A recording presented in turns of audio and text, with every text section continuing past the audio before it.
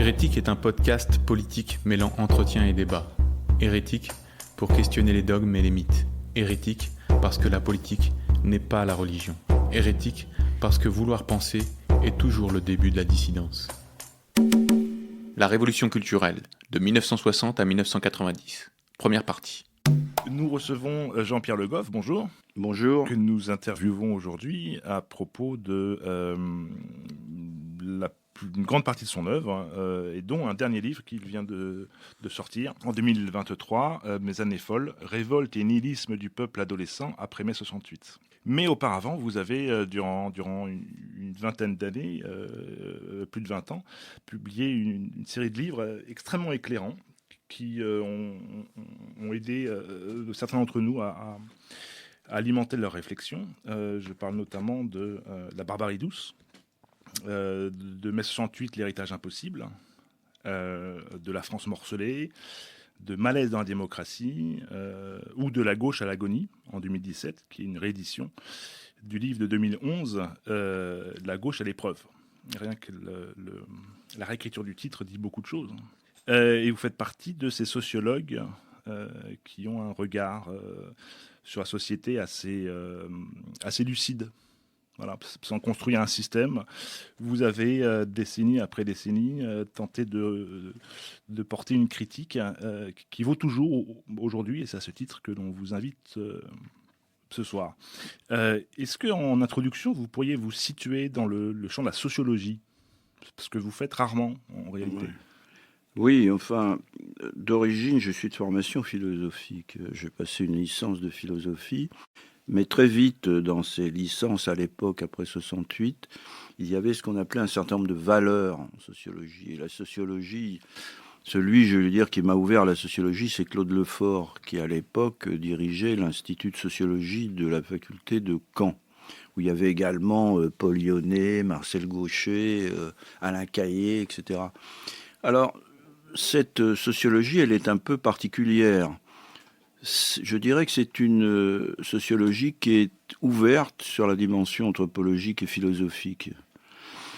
Alors, en quoi consiste-t-elle? Moi, ce qui m'a beaucoup marqué chez Claude Lefort, mais c'est aussi chez Cornelius Castoriadis, c'est la dimension que il n'y a pas de naturalité pure et simple du social.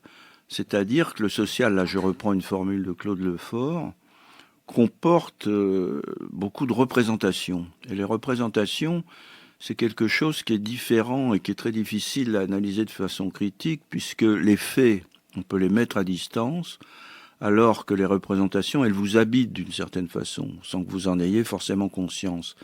Et l'univers social, le monde social est un univers, pour reprendre l'expression de Castoriadis, de signification imaginaire ou de représentation. Et donc, c'est une analyse de la société qui prend en compte ces représentations. Je dirais, il y a d'autres auteurs importants, mais là, ça nous amènerait très loin, qui est l'anthropologie culturelle américaine, avec Margaret Mead notamment. Donc, j'allais dire, ma formation première à l'université, en même temps que la philosophie politique, c'est cette sociologie. Elle se distingue de deux courants, qui est à la fois le courant, on pourrait dire, fonctionnaliste des experts, c'est-à-dire qui consiste à analyser tel ou tel secteur particulier de la société pour essayer d'en analyser les différents dysfonctionnements, ce qui peut aller très vite vers le conseil ou l'audit, et avec des experts à n'en plus finir. Il y en a, c'est sidérant le nombre d'experts dans des domaines particuliers. On les voit tous les jours maintenant sur les plateaux de télévision. Il y en a des dizaines et des dizaines. Alors on peut apprendre un certain nombre de choses parce qu'il y a des dimensions aussi fonctionnelles. Mais de l'autre côté, vous avez une dimension très critique et très militante de la sociologie où vous avez la figure qui à un moment donné a dominé, qui est Bourdieu.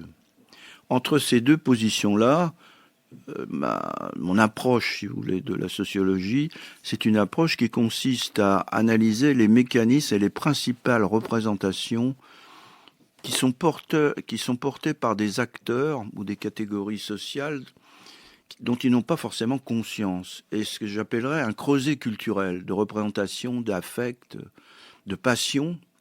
Et ce creuset culturel, il est plus ou moins transmis consciemment. On en hérite d'une certaine façon. Les générations nouvelles naissent, sont élevées, sont éduquées sur ce terreau-là, qui n'est pas simplement un terreau dans le sens matérialiste. Cet objet, c'est pas simplement un objet qu'on met à distance, c'est quelque chose, on baigne nous-mêmes dedans. Et le sociologue doit être conscient de sa position elle-même. Vous voyez ? Donc c'est cette position critique, mais qui ne verse ni dans l'audit, ni le conseil, ou dans l'expertise, ni dans la critique radicale de la société.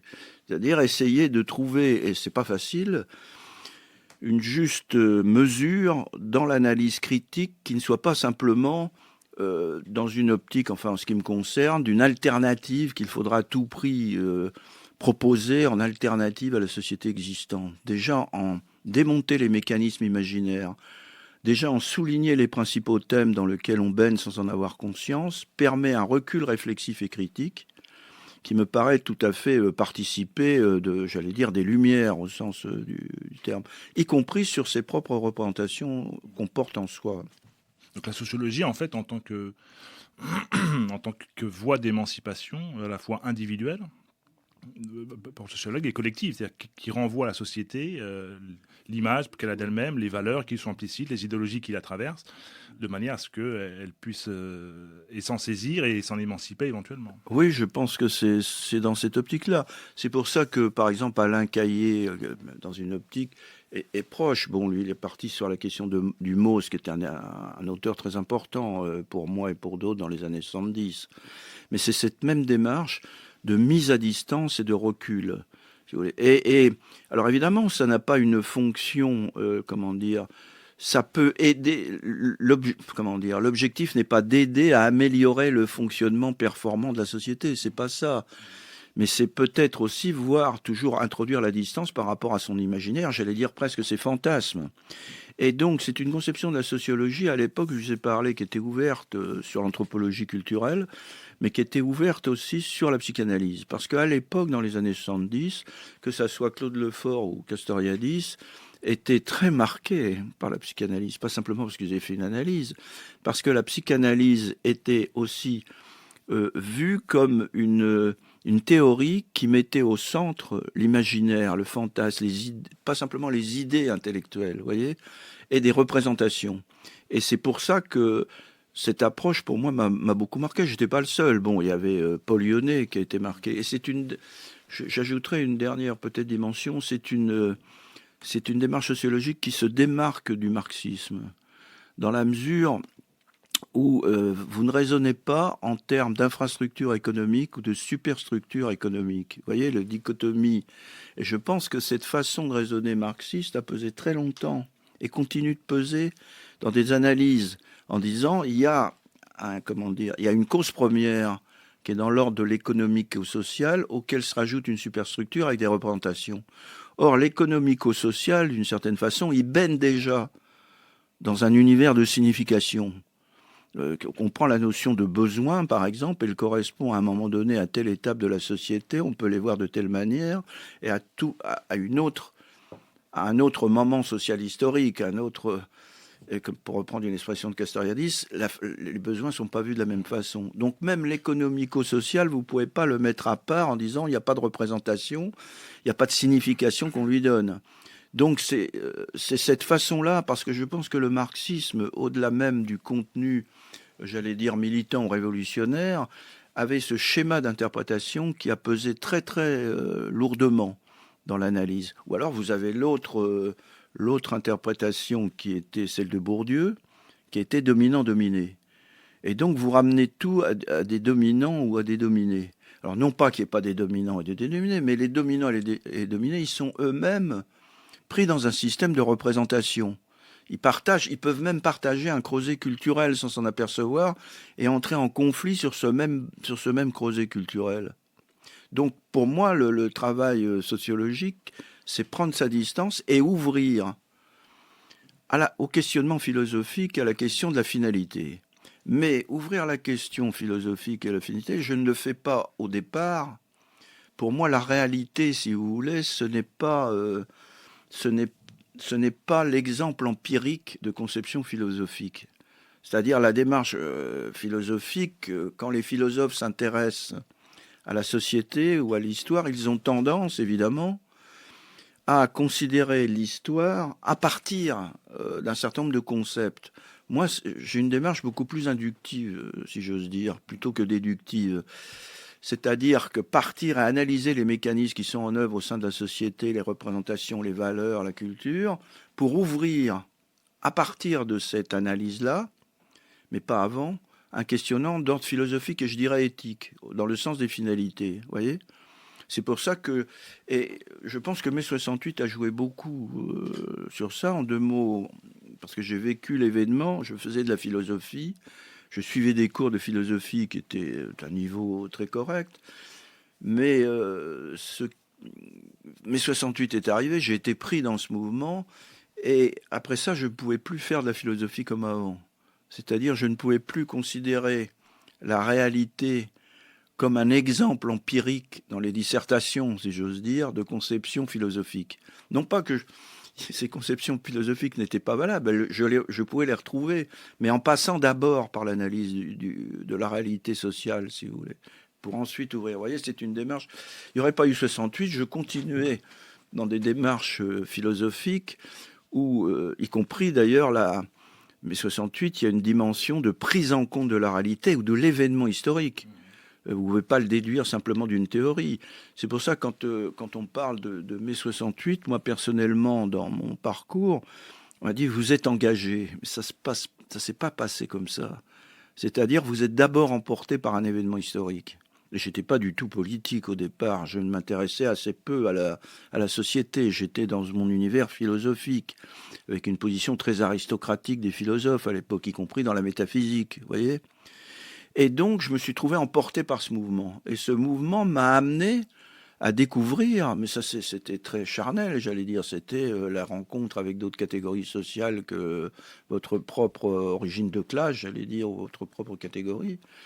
Et découvrir qu'il y avait des gens, ils ne pensent pas comme vous, ils sont différents, il y a des contradictions qui existent dans la société, il y a des conflits, voilà. Et donc, à partir de là, il était impossible pour moi de continuer à faire des études philosophiques qui ne soient pas ouvertes sur la dimension sociologique.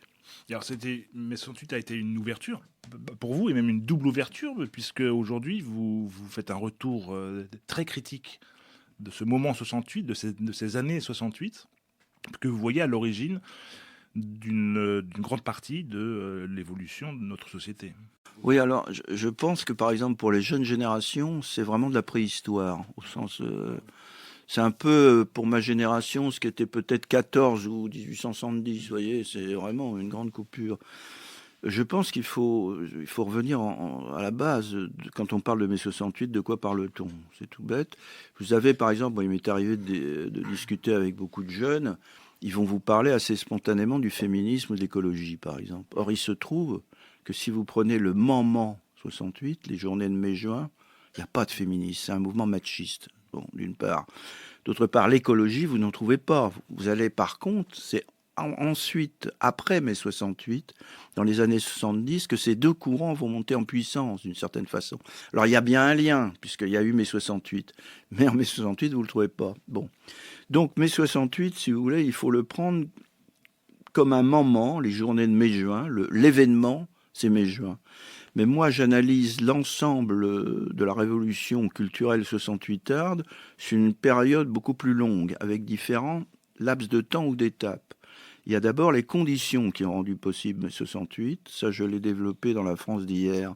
On ne peut pas comprendre, à mon sens, l'événement mai-juin 68 sans prendre en compte la transformation extrêmement rapide de la société française dans l'après-guerre, dans l'après-Seconde Guerre mondiale. Le bouleversement opéré avant 68 est considérable, considérable. Même vous prenez quelqu'un, par exemple à droite comme Pompidou, reconnaît une crise de civilisation. Il dit mais on a changé complètement de monde. Il y a la France d'hier et la nouvelle France. Il y a un bouleversement, y compris du côté des religions. N'oublions pas Vatican II, avant 68. 1962. Oui. Donc on est dans ce bouleversement extrêmement rapide. Et pour moi, mai 68, c'est un moment en France. Parce que je reviendrai sur le mouvement international, parce qu'il est beaucoup plus large qu'en France, mais il a pris une forme particulière en France. C'est un moment de catharsis. Et c'est pour ça j'allais dire, un moment iconoclaste. Parce qu'il m'est arrivé beaucoup de faire des conférences sur mai 68 et à chaque fois, j'avais beaucoup d'intervenants qui disaient « Mais écoutez, je ne suis pas d'accord avec vous parce que moi, j'étais lycéen, je ne vois pas les choses comme ça. Moi, j'étais ouvrier, je ne vois pas les choses comme ça. Moi, j'étais un autre. » Chacun a tendance à voir mai 68 à sa porte. Or, le problème qu'il faut essayer de penser, c'est qu'est-ce qui unit le tout ? Puisque, effectivement, vous avez des textes lycéens, vous avez la commune étudiante, vous avez la grève générale. Mais enfin, quand vous prenez l'ensemble, par exemple, un slogan comme vivre sans temps mort et jouir sans entrave, qui est pour moi la formule adolescente par excellence. Qui est d'origine situationniste. Qui est d'origine situationniste. À côté de Pompidou des sous, vous voyez, c'est pas évident, quoi, hein, comme extrême. Et vous aviez de tout. Vous aviez aussi les gens de l'ORTF. Et tout ça, c'est une libération de catharsis de la parole et en même temps de la formation d'une forme d'autonomie au sein de la société par rapport à l'État gaulien. Ça, c'est avec une question, ça c'est peut-être la question, je n'allais pas dire le bon héritage, mais une question qui reste dans l'héritage. Après ce mouvement qu'on a connu, voyons, sommes-nous heureux ? C'est-à-dire, on a connu le progrès, on nous a dit que la technique amenait le progrès. Et cette question-là, elle est posée dans 68. Pour moi, c'est, si vous voulez, ce qui reste d'héritage, de questionnement qui me semble qui est posé. Mais c'est un moment de pause. Alors, à l'intérieur de ce moment de pause, qu'est-ce qui fait l'unité de tous ces points de vue ? Bien, vous n'allez pas la chercher dans le contenu. Parce que quand vous regardez le contenu de la parole, elle est vraiment multiple. J'ai oublié les mouvements catholiques de gauche, j'ai oublié les mouvements d'éducation populaire, chacun aimait son... Eh bien, c'est précisément ce qui fait l'unité, c'est pas le contenu, c'est la catharsis. C'est le moment, avec ce questionnement qui me semble intéressant, qui est le questionnement, voyons, sommes-nous heureux, où va-t-on ? Avant, on avait une autre société, tout a été bouleversé, il y a eu des choses, d'où d'ailleurs beaucoup de formules... Apprenons aux enfants, beaucoup de formules sur les enfants qui apprennent à jouer, y compris dans les caniveaux. Enfin, je ne sais plus comment sont les formules. Retrouvons le sens de la fête ancienne, retrouvons... Il y a une espèce d'angoisse et de questionnement sur la nouvelle société dans laquelle on est entré. Et l'élément véritablement nouveau, qui s'est passé d'ailleurs avant 68, c'est l'entrée dans une nouvelle étape historique des sociétés démocratiques européennes, notamment. Mais on avait ça avec le modèle de vie américaine auparavant. C'est-à-dire que, en gros, d'ailleurs, il y a l'angoisse, on est passé à un mode de vie américain. C'est quoi ? Ces sociétés nouvelles, ça, Raymond Aron le dira à sa façon, en parlant de révolution introuvable. Il dit, on est passé à une autre étape où on en a fini avec une lutte de classe où l'une doit l'emporter et faire mourir l'autre, et dominer l'autre. Et c'est quoi cette nouvelle société ? On va l'appeler société de consommation et des loisirs, parce que les loisirs sont très importants. Et ce moment particulier, il intervient au tournant des années fin 50-60, au moment où la période de reconstruction de l'après-guerre touche à sa fin, au moment où vous avez les premiers biens de consommation, automobiles, machines à laver, télévision, électrophones qui se développent dans les foyers, et où vous avez une importance de plus en plus grande, dès avant 68, des loisirs. Il y a un numéro qui est très important pour comprendre ce moment-là, qui date, si je ne me trompe pas, de juin 59, qui s'appelle « La civilisation des loisirs », avec un sociologue qui est aujourd'hui totalement inconnu, mais qui ne l'était pas à l'époque, qui s'appelle Joffre Dumazier, qui avait écrit un livre sur précisément les loisirs. Quelles questions sont les questions qui sont posées à ce moment-là et qui sont très bien posées dans la revue Esprit, qui questionnent des militants de gauche. Pourquoi ? Parce que antérieurement, vous aviez le travail comme la centralité du travail. Elle reste, hein, il ne s'agit pas de dire à l'époque, elle est là, la centralité du travail, mais on voit poindre déjà à ce moment-là, un changement de centre d'intérêt chez des gens, c'est les premiers clubs méditerranéens par exemple, et des gens qui vont dire, mais finalement, je travaille toute l'année pour pouvoir me payer le mois où je suis tout à fait en dehors des contraintes sociales. Je vis les fameux villages de vacances où vous vivez dans une espèce d'utopie, où tout le monde est pareil, etc. Et je ne dirais pas qu'à l'époque, c'est le centre de la vie, parce que le travail compte beaucoup. Mais déjà, vous voyez apparaître ça. Et une question très angoissante pour les militants dès cette époque, avant 68. Mais que va devenir le citoyen ? Lui, parce qu'antérieurement, le temps libre, c'était le temps pour l'éducation militante. Et les militants vont commencer à s'interroger. On a affaire à une nouvelle société. L'individu qu'on a en face n'est plus le même déjà que celui qu'on avait entre les deux guerres en 1936. Alors vous avez un lien, puisque ça commence en 1936. Mais en 1936, les loisirs sont vus dans une dimension d'émancipation collective, comme une espèce de marche de l'histoire et du progrès. Les loisirs modernes qui commencent à arriver avant 68, c'est précisément dans une dimension hédoniste, individualiste. Et industrielle. Et oui, et avec le tourisme de masse, avec l'Espagne, etc., qui va commencer à se développer. Donc, dès avant 68, vous avez cette interrogation-là qui arrive, vous voyez, nouvelle société. Et donc, tout ça va exploser, toutes ces contradictions qui se sont nouées dans la période. Je parle des paysans, parce que la classe qui a été véritablement concernée, je ne dis pas éliminée, mais il en reste très peu, c'est les paysans, plus les anciennes couches moyennes, c'est-à-dire les commerçants, les bourgs, tout ça va être complètement... Et il reste la classe ouvrière encore à l'époque. Mais la classe ouvrière elle-même est déjà avec les comités d'entreprise dans une logique, j'allais dire, de consommation. Ce n'est plus la classe ouvrière de 36 à casquette, si vous voulez.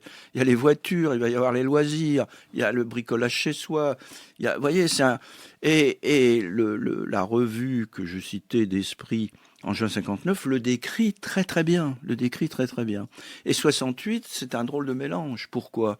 Parce qu'il y a cette catharsis qui arrive, et en même temps, la commune étudiante notamment, va rejouer sur un mode, j'allais dire, révolutionnaire, toute une histoire passée.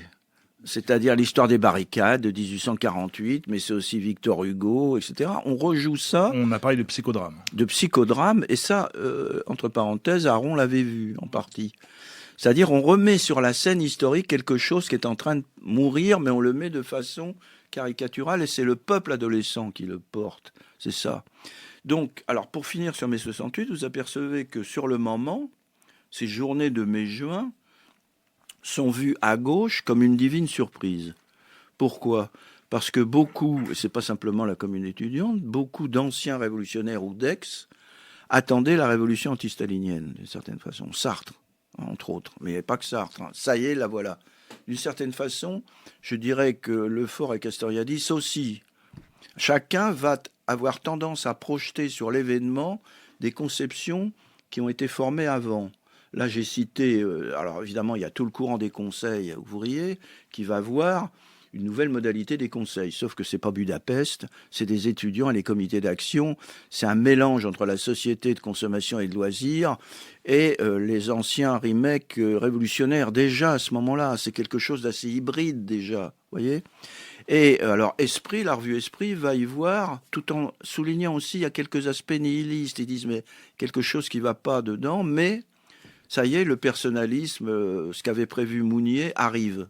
Chacun va projeter dessus. D'ailleurs, en disant des choses qui vont éclairer l'événement. Mais qu'est-ce qui est loupé ? Qu'est-ce qui est loupé fondamentalement dans le neuf ? Il y a, à mon avis, deux auteurs qui ont compris véritablement, qui sont sortis des schémas préconçus, et qui ont saisi quelque chose d'inédit historiquement.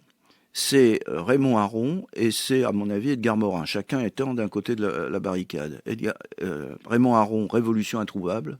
On est dans une nouvelle société avec une dimension de psychodrame révolutionnaire. Et, à mon avis, Edgar Morin, à l'époque, un 1789 socio-juvénile. Et à mon avis, je pense que là, c'est véritablement la nouveauté, elle est là. C'est-à-dire que pour la première fois historiquement, un nouvel acteur social historique arrive sur la scène politique et je dirais médiatique, et il ne va plus la quitter. C'est le peuple adolescent. C'est quoi le peuple adolescent ? Il faut se remettre en amont de mai 68, c'est-à-dire une classe d'âge nombreuse, mais d'autre part, une classe d'âge qui va de pair avec le prolongement de la scolarité, c'est-à-dire la période antérieure de l'adolescence, qui a été une période très courte pour la masse de la population. Il restait des étudiants, mais très minoritaires. Eh bien, les études, dans le secondaire, le nombre de lycéens va considérablement augmenter, le nombre d'étudiants va considérablement augmenter, on va arriver à peu près, en 68, à 550 000. Mais au-delà de ces dimensions quantitatives, qu'est-ce qui est en jeu ? C'est que cette période de la vie est très particulière. Elle est propre Il y a d'abord la révolte. C'est le moment traditionnel de la révolte contre l'autorité. Et si vous ne vous révoltez pas à ce moment-là, vous pouvez toujours vous révolter plus tard, mais enfin, c'est quand même l'âge de la révolte et de la rupture. Ensuite, pour pouvoir vous former votre autonomie, si vous voulez, ça passe par ce moment-là. Et d'autre part, il y a une place très grande liée pas simplement à la sexualité, mais à l'imaginaire. Il y a une évocation dans l'imaginaire avec une espèce de difficulté à sortir du moment de l'enfance. Vous n'êtes pas adulte, vous êtes dans une situation intermédiaire, un peu flottante. Et le milieu étudiant, et notamment les campus en tant que tels, c'est un milieu où le peuple étudiant, j'allais dire, est sous cloche. C'est-à-dire, il vit dans l'entre-soi avec des dimensions, d'ailleurs j'en parle, semi-délinquantes. C'est la bohème, si vous voulez. Il y a la dimension de la bohème, il y a le quartier latin, il y a un monde en soi qui s'est construit autour du peuple adolescent et de la bohème.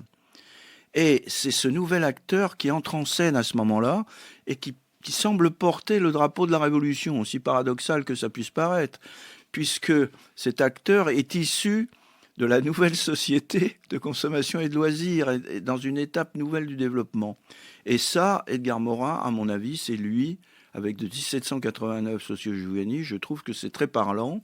Et quand vous regardez, il en parle dès 68, on ne sait pas encore le destin que va avoir ce 1789 Socio-Juvénile. Alors voilà pour le moment lui-même. Maintenant, quand je parle, moi, de révolution culturelle 68arde, il faut prendre beaucoup plus de champ. Vous parlez de la période, en fait, 1960-1990. Voilà, à peu ça. près, oui. Pour donner des dates schématiques. Où s'est déployé tout un imaginaire, justement, autour, qui s'enracine, en tout cas, dans ce moment fondateur. Oui, parce que vous apercevez que cette révolution culturelle va toucher un ensemble de pays dans un laps de temps qu'elle-même, en gros. Hein. Ça part des États-Unis, on va dire Berkeley, ça traverse l'Atlantique très vite, et ça prend une forme nationale spécifique selon l'histoire propre des pays. En Angleterre, par exemple, vous n'allez pas avoir les barricades comme en France, parce qu'on est un vieux pays révolutionnaire, etc. Vous allez avoir la pop culture. Et là, vous avez une révolution culturelle contre la morale du 19e siècle, contre les mœurs anglaises, etc. En Allemagne, ça va prendre une autre tournure. Pourquoi ? Parce qu'il y a le nazisme, il y a le poids du nazisme. En Italie, il y a le poids du fascisme italien. Nous, on est dans une situation très particulière. On a quelqu'un qui s'appelle De Gaulle en face, qui ne correspond pas au fascisme, même si la commune étudiante va le traiter de tous les noms, si vous voulez. Donc, je veux dire par là qu'il y a un mouvement de révolution culturelle menée. Le point commun, c'est le peuple adolescent et le mouvement étudiant et lycéen. C'est ça la réalité nouvelle. Alors, cela dit, je ne nie pas l'importance de la grève ouvrière, la grève générale en France. D'ailleurs, on peut se demander ce que serait devenu le mouvement de la commune étudiante s'il n'y avait pas, à un moment donné, si ce mouvement n'avait pas embrayé sur une grève générale, qui lui a donné une dimension vraiment très très forte, si vous voulez. Qui lui a donné une dimension très, très forte et qui en même temps l'a dénaturé en quelque sorte. Castoriadis, dans son texte La Révolution anticipée, fait une remarque intéressante. Il dit c'est une révolution à l'envers. C'est-à-dire que d'habitude, on commence une révolution par on demande du pain, une diminution des prix, on demande de meilleures conditions de travail, et on finit avec des utopies et de la mise en place d'un nouveau régime. Mais 68 a été exactement le contraire. On commence avec des mots d'ordre extrêmement radicaux et on finit en fait par négocier les accords de Grenelle qui ont été un rattrapage de l'inflation. La dimension de la commune étudiante était coupée du monde ouvrier, parce que le monde ouvrier ne voulait pas la révolution. Moi, je fais partie de ceux qui ont cherché à tout prix, jusqu'au bout, à retrouver une classe ouvrière révolutionnaire, si vous voulez. Bon, elle n'était plus là. Et alors le problème, c'est l'illusion qui consiste à se penser comme des nouveaux acteurs de l'histoire et de penser que la jeunesse est le nouvel acteur de l'histoire qui va faire une révolution, qui va reprendre le flambeau qui n'a pas marché antérieurement. C'est ça la grande illusion sur laquelle moi je vais entrer dedans, si vous voulez, par le militantisme, je vais passer par le maoïsme, je vais aller dans le Nord, chercher à la recherche de la classe ouvrière perdue, si vous voulez, qui en fait n'est plus là. Alors ça, c'est le premier moment. Maintenant, ce qu'il faut voir, si vous prenez l'ensemble du processus, il y a les conditions qui l'ont rendu possible. La France d'hier a le bouleversement d'après-guerre, les journées de mai-juin, et puis vous avez le lendemain de mai 68, ce que j'ai appelé la flambée du gauchisme, sous la forme de l'extrême gauche. Et vous avez la seconde moitié des années 70, où l'extrême gauche est en échec, d'une certaine façon, par rapport à son projet révolutionnaire, où le gauchisme culturel, ce que j'appelle le gauchisme culturel, qu'il faut définir précisément, qui était déjà présent en mai, tout ça était mélangé. Si vous voulez, le premier moment, c'était une espèce de marmite bouillonnante du gauchisme, à la fois sous la forme d'extrême gauche et sous la forme du gauchisme culturel. Mais dans la seconde moitié des années 70, on assiste à la montée de l'écologie et du féminisme qui vont devenir ce qu'on va appeler les nouveaux mouvements sociaux, avec les lycéens, etc. Et beaucoup à gauche vont essayer de théoriser ça. Les luttes immigrés aussi. Alors, avec les immigrés, vont théoriser ça en disant ça, c'est des nouveaux mouvements sociaux qui vont régénérer la gauche. C'était ça l'idée. Notamment, alors avec l'idée, ça va régénérer, y compris le PS. Ça, c'est Touraine, si vous voulez. Mais vous prenez Bourdieu plus tard, il y a l'idée d'un mouvement social. Lui, il rajoute aussi il met la fonction publique, qui confond un peu avec la classe ouvrière. Enfin bon, il y a tout. Il y a le privé, il y a le public, il y a les lycéens, il y a les femmes, il y a les homosexuels. Tout ça forme un nouveau mouvement social qui, à terme, doit changer tout ça, si vous voulez. Ça a été repris même par Terra Nova, qui en a fait le programme du PS à partir de 2011, je crois, en disant que le public maintenant des socialistes n'était pas du tout la classe ouvrière ou des employés, des petits boutiquiers, etc., mais c'était les femmes, les immigrés, les homosexuels. Si vous voulez, moi j'insiste beaucoup sur la dimension du gauchisme culturel. Par gauchisme culturel, il faut voir que on retrouve des dimensions du gauchisme classique dans l'extrémisme, dans la façon de voir l'État, etc., mais c'est très particulier. Ça déplace la question sociale vers les questions culturelles. Les questions culturelles, à savoir l'école, l'éducation des enfants, qui est très important, la question de l'écologie et la question du féminisme. Et à l'époque, dans les années 70, sous une forme de radicalité très gauchiste. C'est pas le droit A, on s'adresse pas à l'État pour lui demander des droits.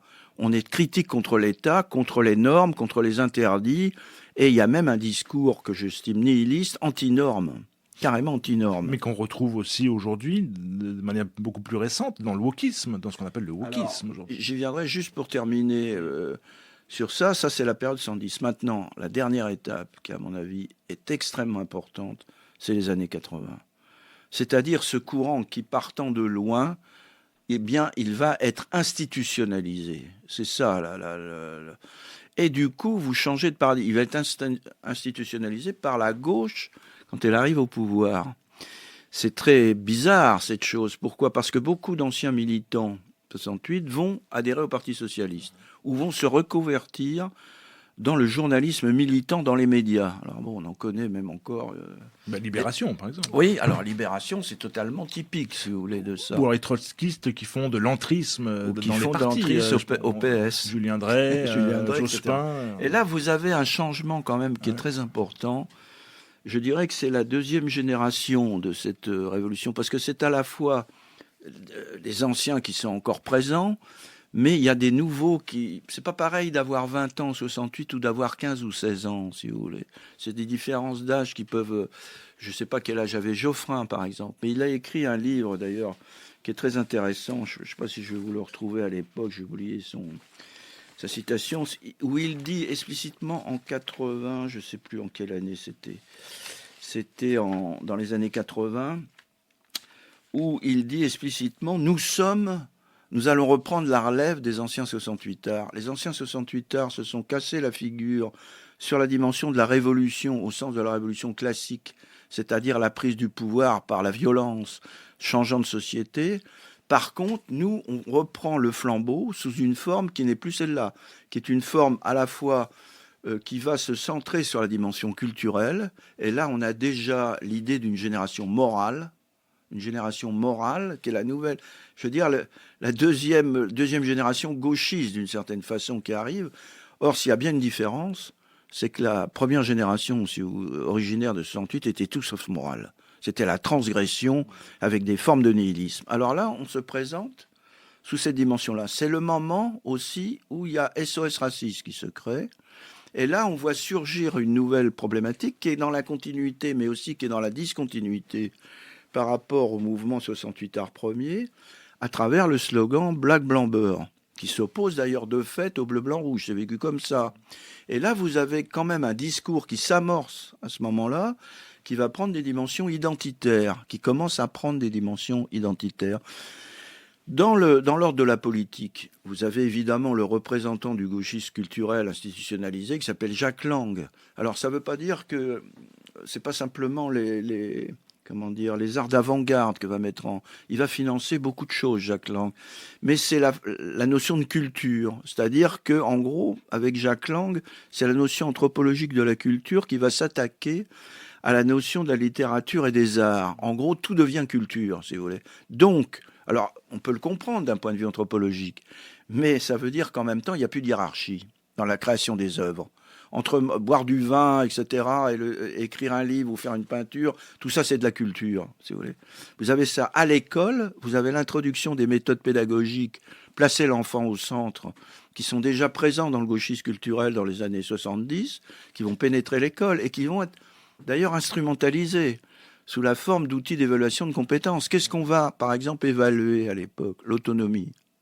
L'autonomie devient une compétence opérationnelle et très prisée, y compris dans les entreprises. C'est ce que vous décrivez justement de manière très précise dans La Barbarie douce, où vous parliez de ce management dans les entreprises qui est très pervers, dans l'entreprise et dans l'école, où on va utiliser justement tout un langage d'émancipation en cherchant à autonomiser, enfin, en racontant que l'on veut autonomiser le travailleur et l'élève, et en réalité on travaille à une sorte d'auto-asservissement, puisqu'on nie la hiérarchie tout en exerçant une hiérarchie.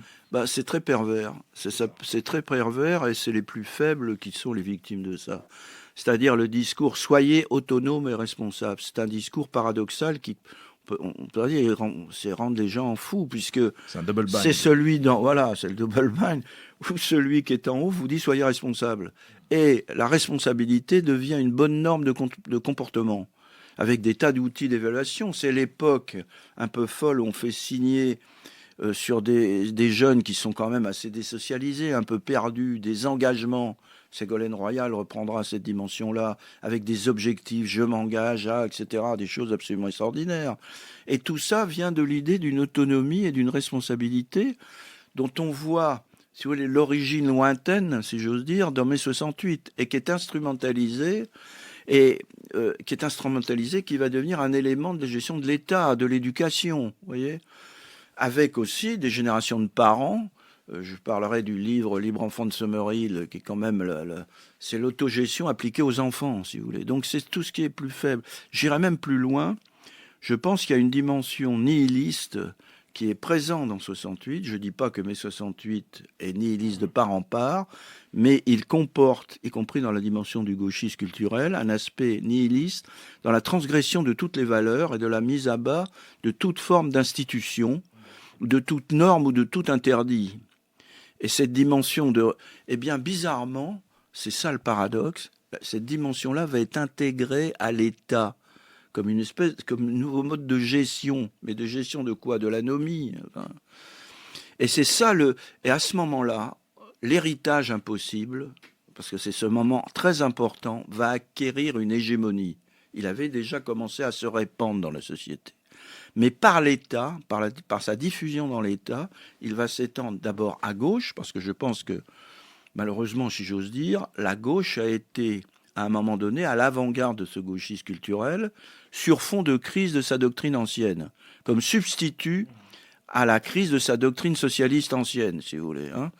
Et donc, elle a été à l'avant-garde de ça, mais vous vous rendez compte que, si vous allez les années 90-2000, ça s'étale dans la société, ça pénètre l'école, et ça pénètre l'État, ça pénètre beaucoup d'institutions, et la droite, et une partie de la droite, va être prise aussi dans ce gauchisme culturel. Et pour moi, ça va, un certain nombre de lois sociétales, je ne peux m'empêcher de faire un lien, même lointain, avec ce gauchisme culturel.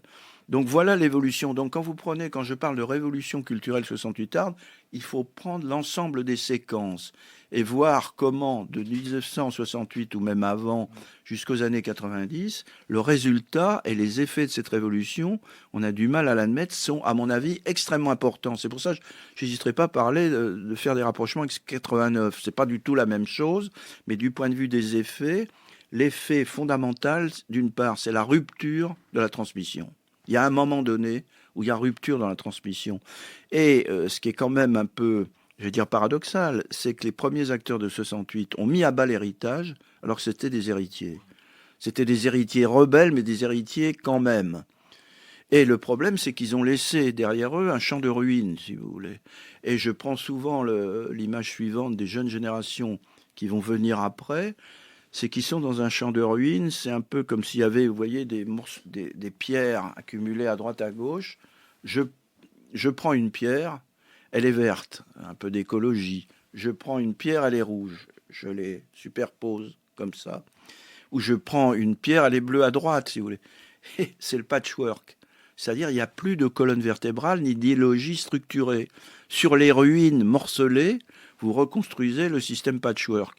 D'où d'ailleurs beaucoup de difficultés, à mon avis, un fossé des générations, qui, je crois, est peut-être plus important que celui de ma génération par rapport à mes parents ou de générations antérieures. Pourquoi ? Parce que nous étions, une partie de ma génération, habités par un souci de cohérence, même un peu fou, à travers l'idéologie. Tout devait être cohérent, il y avait une cohérence entre ces paroles, dans la cohérence du langage, vous voyez, même très rigide d'une certaine façon. Mais là, on est passé carrément de l'autre côté. C'est-à-dire, le problème, c'est celui de la colonne vertébrale. Et donc, qui est très désarmant, c'est quand des jeunes générations vous posent la question, vous leur faites remarquer que ce qu'ils disent n'est pas cohérent, ils vous disent, mais où il est le problème ? C'est une sorte de pensée éclatée. C'est une pensée éclatée. Je pense que d'ailleurs, Castoriadis, là-dessus, à mon avis, a saisi ça. Lui parle même d'une mutation anthropologique. Alors, mutation anthropologique, je pense qu'il y a un type d'individualisme qui vient de loin. Je ne vais pas reprendre Tocqueville sur l'individualisme, avec ses deux faces. C'est-à-dire un désengagement par rapport aux appartenances premières qui existaient, ou les ordres anciens, on se dégage comme individu, et ça me paraît émancipateur. Mais de l'autre côté, vous avez une tendance de l'individualisme qui va s'accélérer beaucoup, qui est un repli sur la sphère privée, et on pourrait presque dire un individualisme narcissique autocentré, qui va développer un rapport à l'institution, à l'État très paradoxal, qui va demander à l'État qu'il réponde à ses besoins au plus vite. Sinon, c'est un agent de domination à son égard. Et c'est la logique des droits à. En même temps, c'est un agent d'oppression, mais je ne peux m'empêcher que de m'adresser à lui, si vous voulez. C'est comme un peu sous la logique du client révolté, mais client roi. C'est un peu ça. Et sa disparition de l'intérêt collectif. Alors le problème, oui, c'est cet individualisme, j'appelle ça un individualisme radical, où il y a une forme de déliaison, si vous voulez, c'est ça. Mais alors là-dessus, Castoriadis vous dirait, et là-dessus, là, c'est clair qu'il n'y a pas du tout d'individualisme aujourd'hui. Il vous dirait qu'il y a plutôt du conformisme. Et uniquement du conformisme. Oui, je vois pourquoi, parce que ces individus qui ont l'impression d'être absolument individus, en fait, se comportent comme une masse. Tous différents, tous pareils. C'est un slogan Oui. C'est un slogan publicitaire qui m'avait beaucoup marqué à l'époque. Tous différents et tous pareils. Chacun revendique son individualité, mais participe du même conformisme. Et au fond, il n'y a pas d'individu. Donc même le terme d'individualisme je serais moins... serait discutable. Je pense que... je pense qu'il y a un individualisme narcissique autocentré, c'est-à-dire que tout ce qui le transcende est vu, et ça fait partie de l'héritage impossible. Tout ce qui est extérieur à moi est un élément de domination à mon égard, et il n'y a pas quelque chose qui me dépasse ou pour lequel je serais prêt à m'oublier. C'est ça, si vous voulez, ce type d'individualisme qui est très problématique du point de vue des rapports sociaux, j'allais dire. Il existe. Alors, en contrepoint, aujourd'hui, mais ça c'est une nouvelle étape, vous avez des replis communautaristes.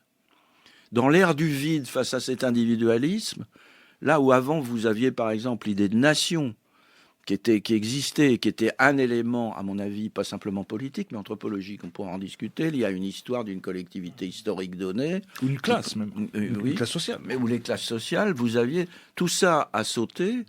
Et dans ce cadre-là, vous avez à la fois cet individualisme radical et en même temps un nouveau repli qui est le repli communautariste, avec un retour des fondamentalistes. Tout ça dans cette ère du vide, on l'appelait comme ça dans les années 80. De Lipovetsky. Et Lipovetsky et le règne de l'insignifiance, d'une certaine façon. C'est dans ce creuset vidé, mais à la suite de cette révolution culturelle.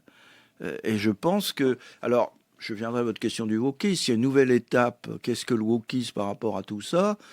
Je pense qu'il y a des éléments de continuité, des éléments de rupture, si vous voulez. Pour moi, on pourrait le prendre comme vraiment les derniers feux de la comète. On pourrait le prendre comme ça. Mais les éléments de continuité, d'abord. D'abord, le wokisme, il y a un point, j'allais dire, sociologique, ça se développe où? Le public est essentiellement étudiant et dans les facultés de lettres et sciences humaines. Or, il se trouve que le gauchisme des années 68, c'était aussi le public étudiant des sciences humaines. D'autre part, dans les formes d'action, notamment dans l'interruption des cours, par exemple, pour l'interdiction de parler, vous aviez ça.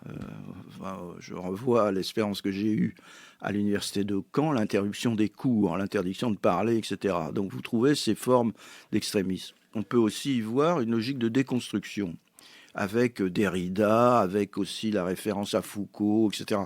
Mais je pense que alors je vais venir sur les différences, mais disons il y a ces rappels formels. Quelles sont les différences? À mon avis, elles sont très importantes.